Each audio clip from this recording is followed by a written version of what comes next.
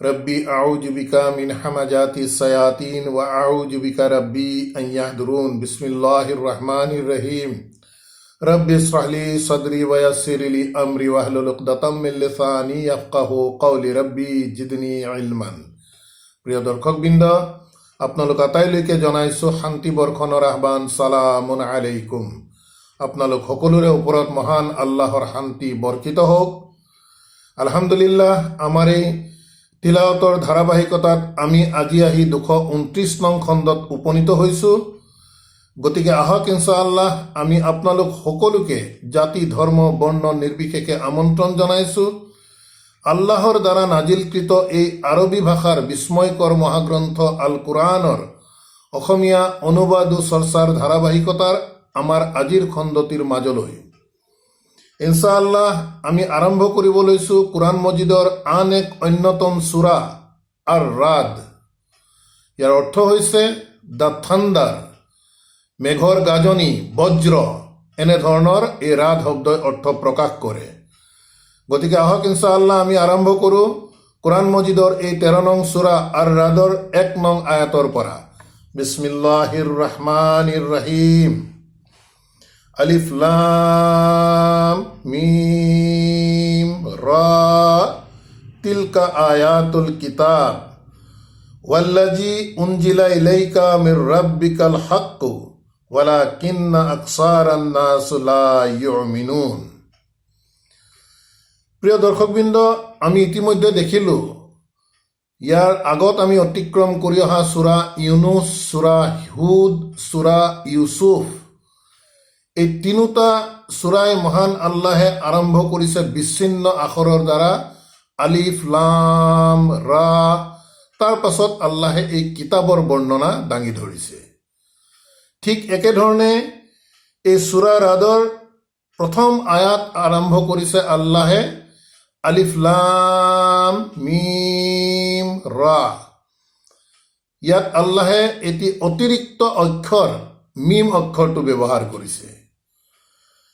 তাৰ পাছত আল্লাহে কৈছে তিলকা আয়াতুল কিতাবি। এইবোৰ হৈছে এখন কিতাপৰ বাণী। তিলকা, এইবোৰ আয়াতুল কিতাবি, এখন নিৰ্দিষ্ট কিতাপৰ বাণী।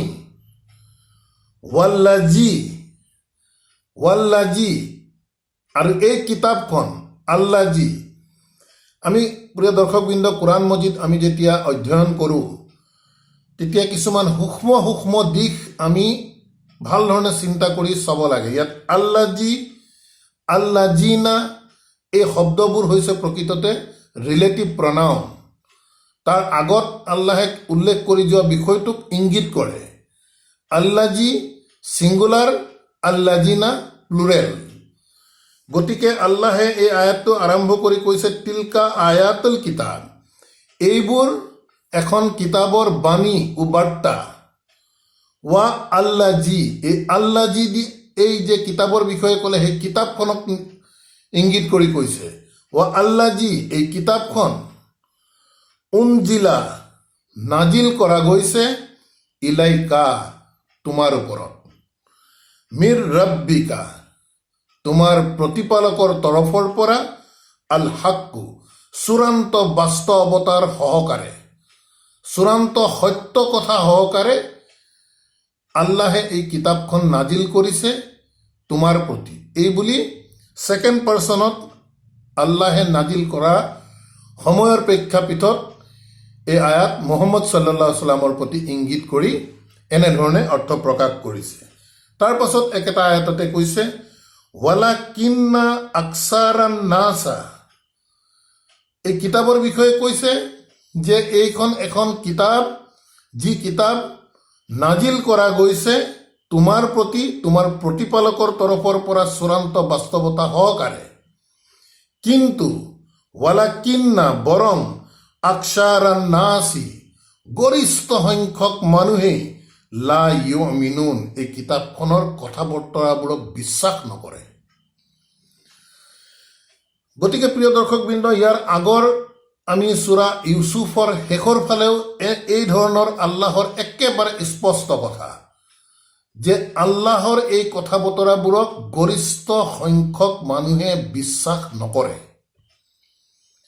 গতিকে এক সাংঘাতিক কথা কিন্তু আল্লাহৰ ফালৰ পৰা কোৱা গৈছে, যিহেতু আল্লাহৰ কথা ই একেবাৰে সত্য কথা আৰু ইয়াত তিলমান কোনো আমাৰ সন্দেহ থাকিব নোৱাৰে। এতেকে আল্লাহে যিহেতু কৈছে যে গৰিষ্ঠ সংখ্যক মানুহে এই কিতাপখন বিশ্বাস নকৰে, গতিকে আমি খুব সাৱধান হোৱাৰ প্ৰয়োজন। গৰিষ্ঠ সংখ্যকে নকৰে, তাৰ মানে কিছু সংখ্যকে কৰে।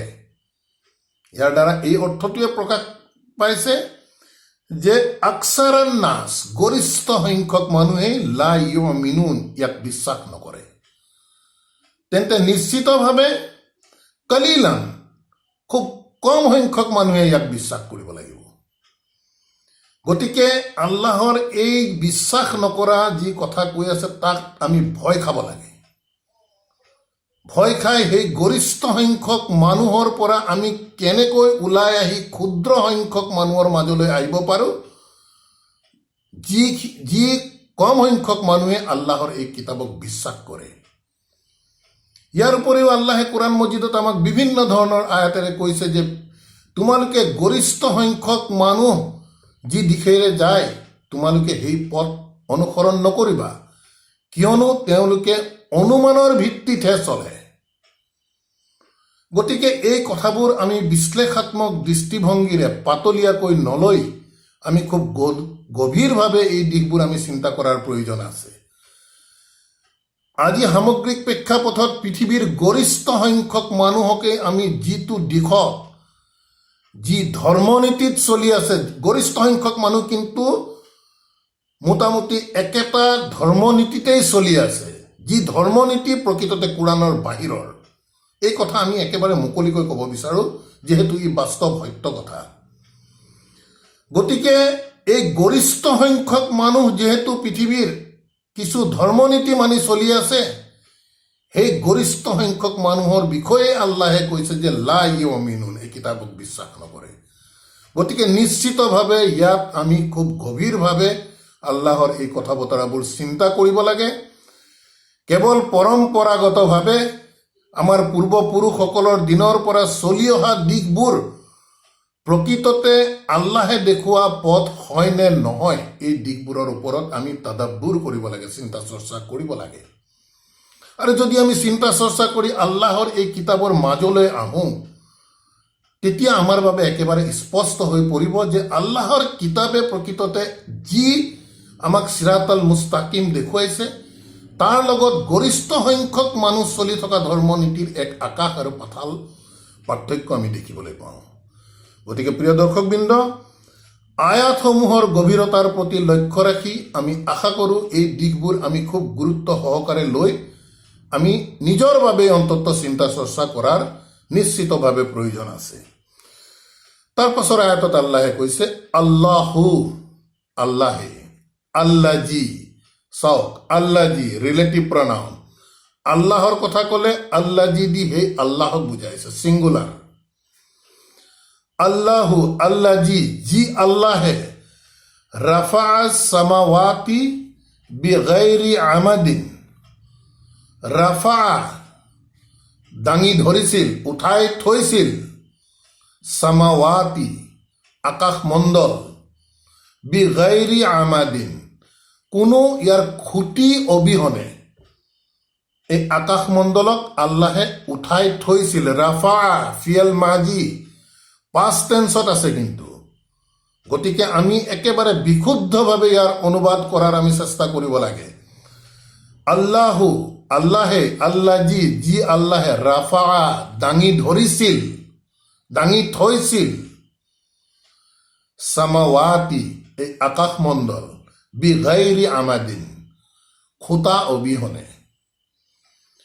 তাৰাও না হা, তোমালোকেতো এই বিষয়টো তোমালোকে দেখি আছা।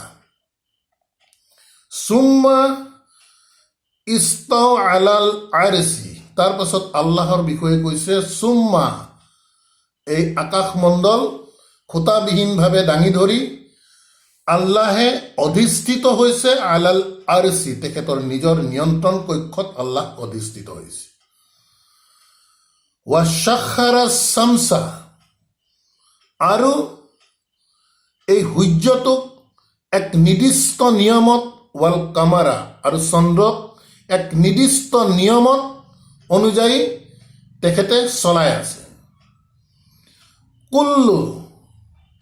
কুল্লু ইয়াজৰি, কুল্লু বুলি কোৱাৰ লগে লগে যিহেতু ইয়াত চন্দ্ৰ আৰু সূৰ্য আৰু চন্দ্ৰৰ বিষয়ে কৈছে, কুল্লু দি এই গোটেই চন্দ্ৰ আৰু সূৰ্যক বুজাইছে যে ইহঁত প্ৰত্যেকেই ইয়াজৰি ঘূৰি থাকে, লি আজালিন মুসাম্মা, এটা নিৰ্দিষ্ট সময়ৰ বাবে এই চন্দ্ৰ আৰু সূৰ্য নিজ কক্ষপথত ঘূৰি থাকে। ইউদাব্বিৰুল আমৰা, ইউদাব্বিৰু, আৰু তেখেতে পৰিচালনা কৰি থাকে আল আমৰা, এই গোটেই সমস্ত বিষয়বোৰক। ইউফাছিলুল আয়াতি, তেখেতে ইউফাছিলুল তাফসিৰ কৰি দিছে, বিস্তৃতভাৱে ব্যাখ্যা কৰি বুজাই দিছে আল আয়াতি, এই নিদৰ্শনসমূহ। এই চন্দ্ৰ আৰু সূৰ্যৰ বিষয়ে আল্লাহে যি কৈছে এইবোৰ আল্লাহৰ নিদৰ্শন। গতিকে চন্দ্ৰ আৰু সূৰ্যক কেনেকৈ আল্লাহে এক নিৰ্দিষ্ট নিয়মৰ মাজত ৰাখি থৈছে, তাৰ পাছত এই চন্দ্ৰ আৰু সূৰ্যই কেনেধৰণে এক নিৰ্দিষ্ট সময়ৰ বাবে নিজ কক্ষপথত ঘূৰি থাকে, এই গোটেই বিষয়বোৰ আল্লাহে ধুনীয়াকৈ পুংখানুপুংখভাৱে ব্যাখ্যা কৰি আমাক বুজাই দিছে। লাআল্লাকুম, মন কৰিব কাক কৈ আছে কথাবোৰ। আমি এই কোৰআন মজিদ কেৱল মুহাম্মদ সাল্লাল্লাহু আলাইহি সাল্লামৰ প্ৰতিয়েই আহা বুলি আমি ধৰি নিজৰ আমি দায়িত্বভাৰ আমি পাতলিয়ালে নহ'ব। আয়াত আমি চাব লাগিব। লাআল্লাকুম, যাতে তোমালোকে, তোমালোক বুলি কৈছে অৰ্থাৎ আমাক কৈছে, বিলিকাই ৰাব্বিকুম, যে তোমালোকৰ প্ৰতিপালকৰ সৈতে যে তোমালোকে সাক্ষাৎ কৰিব লাগিব, এই বিষয়টো তো কিনুনা, একেবাৰে বিশ্বাস তোমালোকৰ যাতে সুদৃঢ় হয়, নিশ্চিত হয়। দুটা শব্দ চাব, ইউমিনুন ইউকিনুন, বিশ্বাস কৰা, ইউকিনুন একেবাৰে দৃঢ়তা সহকাৰে নিশ্চিত হোৱা বিশ্বাসক, তাক কোৱা যায় ইউকিনুন। গতিকে আল্লাহে আকাশমণ্ডলৰ বিষয়ে কৈছে যে আকাশমণ্ডলক আল্লাহে খুঁটাবিহীনভাৱে দাঙি ধৰিছিল এনেধৰণে, তাৰ পাছত তেখেতে নিজ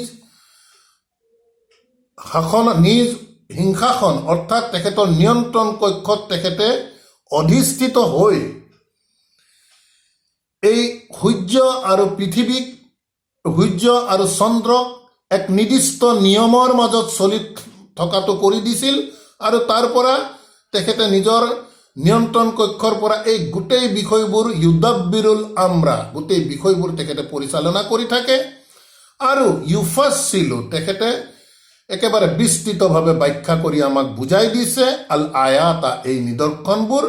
লাআল্লাকুম, যাতে তোমালোকে, বিলিকাই ৰাব্বিকুম, যে তোমালোকৰ প্ৰতিপালকৰ সৈতে যে তোমালোক সাক্ষাৎ হ'ব লাগিব এদিন, এই কথাটো তো কিনুনা, যাতে তোমালোকৰ বিশ্বাস সুদৃঢ় হয়। ৱা হুৱা, আৰু তেওঁ, আল্লাজি, চব ৰিলেটিভ প্ৰনাউন ছিংগুলাৰ, ৱা হুৱা অৰ্থাৎ আল্লাহ, তেৱেই, আল্লাজি তেৱেই সেইজন, মাদ্দাল আৰ্দা, এই পৃথিৱীখন একেবাৰে সমতল হিচাপে তেওঁ পাৰি দিছে। মাদ্দাল আৰ্দা, ৱা জাআলা ফিহা ৰাৱাচিয়া, ৱা জাআলা, আৰু তেখেতে গঢ় দিছিল, ফিহা, এই সমতল পৃথিৱীখনৰ মাজত, ৰাৱাচিয়া, পৰ্বতমালাসমূহ, ৱা আনহাৰান, আৰু বিভিন্ন ধৰণৰ জলপ্ৰবাহ, ৱা মিন কুল্লি সামাৰাতিন, আৰু তাৰ ভিতৰত, ৱা মিন অৰ্থাৎ এই পৃথিৱীত, কুল্লি সামাৰাতিন, প্ৰত্যেকটো ফল মূল, জালা ফিহা, আল্লাহে গঢ় দিছিল, ফিহা তাৰ মাজত, প্ৰত্যেকটো ফলমূলক, যাও জাইনি উস্নাইনি, বিপৰীত লিংগৰ দুটা দুটাকৈ তেখেতে এই পৃথিৱীত প্ৰত্যেকটো ফলমূলক গঢ় দিছিল বুলি কৈছে। উস্নাইনি, তাৰপিছত কৈছে ইউগছিল লাইলান নাহাৰা, ইউগছিল আচ্ছন্ন কৰে, ঢাকি দিয়ে, আল লাইলা এই ৰাতিক, আন নাহাৰা দিনটোক ৰাতিৰ দ্বাৰা ঢাকি দিয়ে। আল্লাহৰ ভাষাবোৰ খুব সূক্ষ্মভাৱে আমি মন কৰিব লাগিব।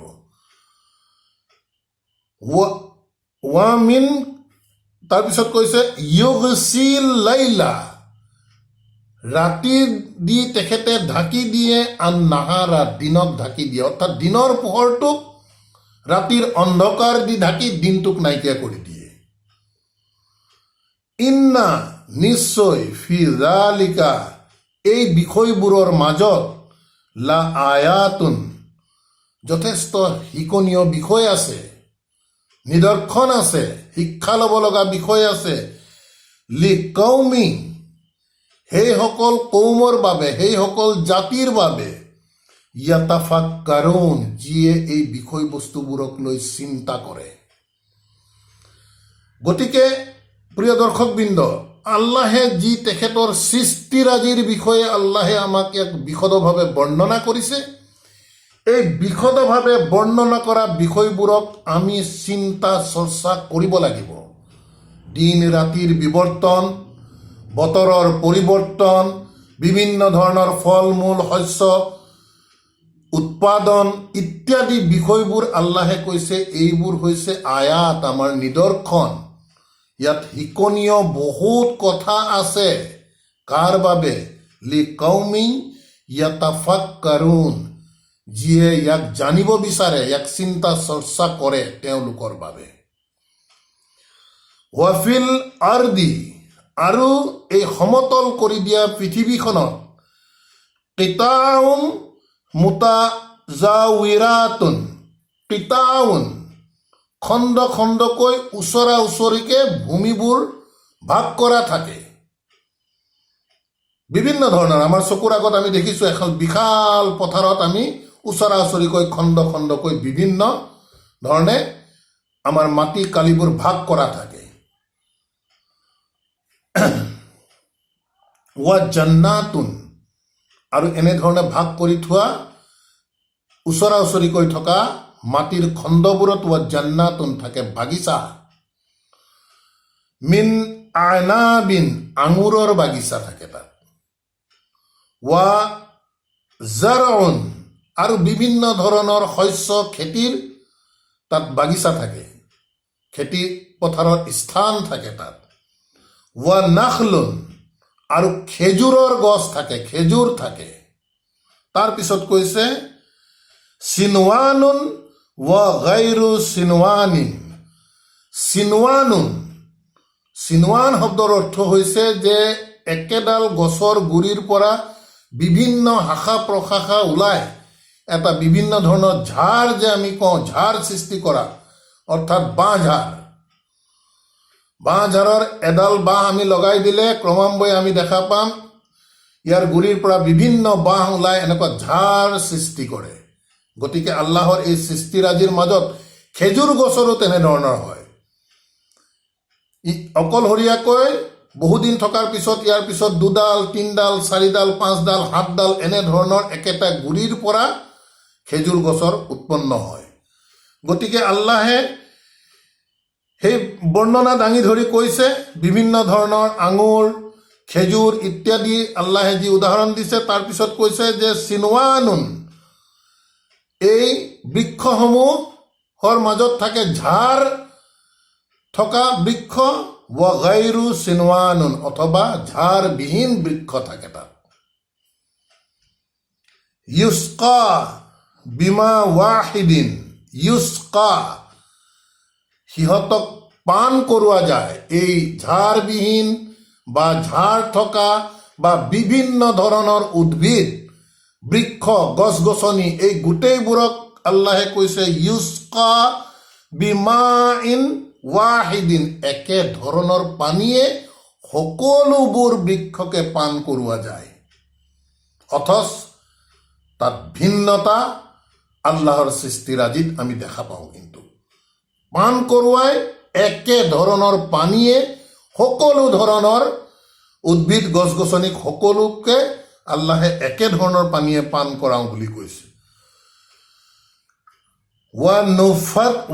নুফাদ্দিলু বাদাহা আলা বাদিন নুফাদ্দিলু, আৰু সিহঁতক আমি শ্ৰেষ্ঠত্ব প্ৰদান কৰোঁ বাদাহা আলা বাদিন, এটাক আনটোৰ ওপৰত, ফিল উকুলি, সিহঁতৰ সোৱাদৰ ফালৰ পৰা। কিছুমান খুব সুস্বাদু হয় আৰু কিছুমানৰ সোৱাদ কম হয়। গতিকে আল্লাহেই কৈ আছে যে আমি সিহঁতক এই ফল মূলবোৰক আমি এটাৰ ওপৰত আনটোক আমি শ্ৰেষ্ঠত্ব প্ৰদান কৰোঁ সিহঁতৰ সোৱাদৰ ফালৰ পৰা। ইন্না ফি যালিকা, নিশ্চয় এই কথা বতৰাবোৰত, লা আয়াতিন, ইয়াত বহুতো শিকনীয় বিষয় আছে, বহুতো আল্লাহৰ নিদৰ্শন আছে। লি কৌমি ইয়াকিলুন, সেইসকল কৌমৰ বাবে যিসকলে প্ৰকৃততে জানাৰ চেষ্টা কৰে, বুজাৰ চেষ্টা কৰে, ইয়াক লৈ চিন্তা চৰ্চা কৰে, তেনে লোকসকলৰ বাবে এই কথা বতৰাবোৰৰ মাজত বহুতো শিকনীয় কথা আছে, বহুতো আল্লাহৰ নিদৰ্শন আছে। তাৰপিছত কৈছে ৱাইন তাজাব, এতিয়া আল্লাহে ৰসুল সাল্লাল্লাহু আলাইহি ওয়াসাল্লামক উদ্দেশ্য কৰিয়ে কৈছে ৱাইন তাজাব, তুমি যদি আচৰিত হোৱা তেন্তে আচৰিত হ'ব লগা কথাটো হৈছে ফাআজাবুন কাউলুহুম, তেতিয়া তুমি আচৰিত হ'ব লগা বিষয়টো হৈছে কাউলুহুম, সিহঁতৰ মুখৰ কথাহে প্ৰকৃততে তুমি আচৰিত হ'ব লগা বিষয়। সিহঁতৰ মুখৰ কথাটো কি কয় সিহঁতে, আইজা কুন্না তুৰাবান, আমি যেতিয়া মৰি একেবাৰে ধূলি হৈ যাম, আ ইন্না লাফি খালকিন জাদিদিন, আমাক কি নিশ্চয় আকৌ নতুনকৈ সৃষ্টি কৰা হ'ব? এই কথাটো সিহঁতি মানে একেবাৰে বিশ্বাসত নলয়। গতিকে আল্লাহে ৰসুল সাল্লাল্লাহু আলাইহি ওয়াসাল্লামক কৈছে ৱাইন তাজাব, যদি তুমি আশ্চৰ্যবোধ কৰিব লগা হয়, আচৰিত হ'ব লগা হয়, ফাআজাবুন কাউলুহুম, সিহঁতৰ মুখৰ কথাত আচৰিত হোৱা তোমালোকে। সিহঁতে কয় যে যেতিয়া আমি মৰি একেবাৰে ধূলি বালি হৈ যাম, আমাক কি আকৌ পুনৰ সৃষ্টি কৰিব? এই কথাটো সিহঁতে কোনো কাৰণত বিশ্বাস নকৰে। তাৰমানে উলাইকা আল্লাযীনা কাফাৰু বিৰাব্বিহিম, এই এনেধৰণৰ কথা কোৱা লোকসকলকেই উদ্দেশ্য কৰি আল্লাহে কৈছে উলাইকা, এওঁলোকেই আল্লাযীনা, এই সকল লোক। চক আল্লাযীনা ৰিলেটিভ প্ৰনাউন প্লুৰেলত আছে। কাফাৰু বিৰাব্বিহিম, তেওঁলোকৰ সৃষ্টিকৰ্তা প্ৰতিপালকক কথা প্ৰকৃততে বিশ্বাস নকৰে, অগ্ৰাহ্য কৰে, এই সকল লোকেই। ৱা উলাইকা, আৰু এইসকলেই আল আগলালু ফি আনাকিহিম, এই লোকসকলৰে প্ৰকৃততে ডিঙিত সিহঁতৰ শিলৰ লোহাৰ শিকলি বান্ধি থোৱা থাকে, ফি আনাকিহিম, সিহঁতৰ ডিঙিবোৰত। উলাইকা আসহাবুন নাৰ, এই লোকসকলেই হৈছে প্ৰকৃততে আসহাবুন নাৰ, এই জুইৰ সংগী, অৰ্থাৎ জুইত থাকিব এই সকল লোকেই। হুম ফিহা খালিদুন, আৰু সিহঁতে তাত অনন্ত কালৰ বাবে থাকিব। প্ৰিয় দৰ্শকবৃন্দ, ইয়াত এই ডিঙিত শিকলি মাৰি ৰখা বিষয়টো কিন্তু আমি বুজিব লগা আছে। অৰ্থাৎ আল্লাহে এনেধৰণৰ দিশ ইংগিত কৰিছে যে আল্লাহে যি কথা বতৰাবোৰ কৈছে, সেই কথা বতৰাবোৰ মানি লৈ যেন সিহঁতৰ নতশীল কথাবোৰত নহয়, একেবাৰে ডিঙিত শিকলি মাৰি একেবাৰে ফিক্স কৰি ৰখা যায় ডিঙিটো, যেন কথা বতৰা শুনি তাত নতশীল সিহঁতে হ'বই নিবিচাৰে। এনেধৰণৰ এটা দিশ ইংগিত কৰিছে ইয়াৰ দ্বাৰা যে আগলালুন, শিলৰ লোহাৰ শিকলি, ফি আনাকিহিম, সিহঁতৰ ডিঙিবোৰত।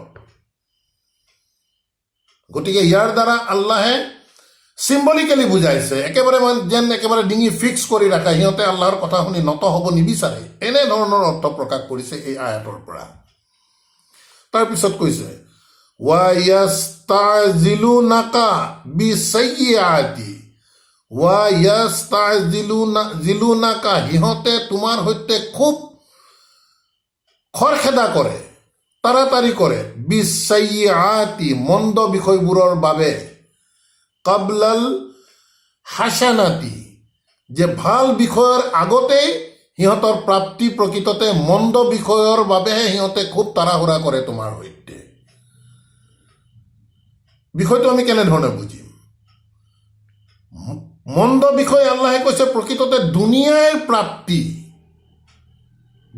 প্ৰাপ্তিৰ বাবে সিহঁতে প্ৰকৃততে তোমাৰ সৈতে খুব তাড়াহুড়া কৰে, কাবলাল হাসানাতি, আখেৰতৰ প্ৰাপ্তিটো নিশ্চিতভাৱে যিহেতু পলম হ'ব, গতিকে তাৰ আগতে এই দুনিয়াৰ প্ৰাপ্তিৰ বাবে সিহঁতে খুব তাড়াহুড়া কৰে তোমাৰ লগত। ৱাকাদ খালাত মিন কাবলিহিম, যিহেতু নিশ্চয় ইতিমধ্যে সিহঁতৰ আগত বহুত অতীত হৈ গ'ল, আল মাছুলাতু, আল্লাহৰ এনেধৰণৰ শাস্তি ধ্বংস বহুত হৈ গ'ল এনেধৰণৰ। ৱা ইন্না ৰাব্বাকা, তাৰ পাছতো চাওক আল্লাহৰ বিষয়ে আল্লাহে কি কৈছে, ৱা ইন্না ৰাব্বাকা, তথাপিও নিশ্চয় তোমাৰ প্ৰতিপালক, লাজু মাগফিৰাতিল লিন্নাসি, মানুহক ক্ষমা কৰাৰ ক্ষেত্ৰত তেখেত যথেষ্ট ক্ষমাশীল, ক্ষমাৰ ভাণ্ডাৰ।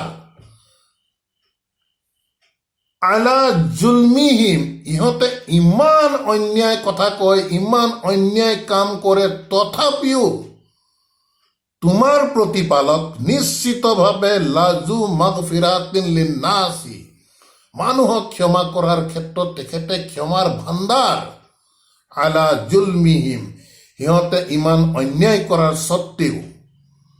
ৱা ইন্না, আকৌ কিন্তু লগে লগে সোঁৱৰাই দিছে, আৰু নিশ্চয় ৰাব্বাকা, তোমাৰ সৃষ্টিকৰ্তা প্ৰতিপালক, লাশাদীদুল ইকাব, শাস্তি দিয়াৰ ক্ষেত্ৰত কিন্তু তোমাৰ প্ৰতিপালক যথেষ্ট কঠোৰ,